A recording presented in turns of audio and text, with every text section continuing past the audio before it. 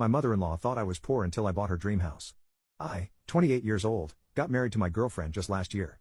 My girlfriend and I dated for 2 years until we decided that we wanted to settle and get married. I didn't meet her parents until we were dating for a year, and instantly, I knew that her mom didn't approve of me. Her father, on the other hand, approved of me because he saw how well I treated his daughter.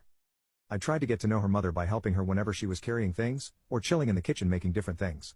Her mom would always try to push me away, and I guess I thought she was just playing hard to get. I didn't think much of it, and I wanted to prove to her that I wanted to be with her daughter. I own a real estate investment company. It's what I do for a living, and it has allowed me to work fewer hours and spend time with my wife. My wife works as a lawyer and works more hours than I do, more than I can even imagine myself working, but it's part of her job, and she still loves it. Both my father and mother-in-law know what I do for a living, but I don't think they understand the scale of my job. To my mother-in-law, she thinks that I'm just a real estate agent that can't get any sales because I work less, and sees me all the time trying to bond with her. Recently, I got her to talk to me about houses because we were talking about my job. She mentioned this house that she calls her dream house and mentions how she tried buying it once, but couldn't because it was too expensive. I recognized the street, and the house she was referring to because it was part of the houses that I had developed a couple of years ago. During the conversation, she asked me how I'm going to support her daughter. She told me that she sees me more than her daughter, and asked if I'm even working.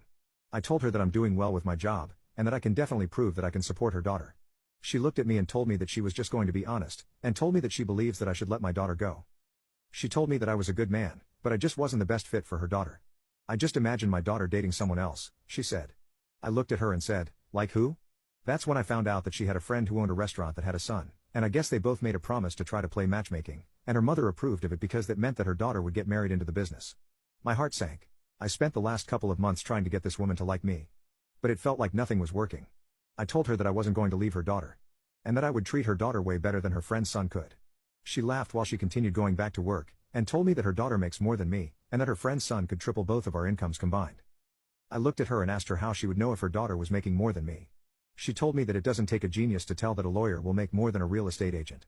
I didn't want to argue with her anymore, so I told her that I had to go and pretended that I had somewhere to go. That day, I ended up contacting the owner and tried acquiring the house.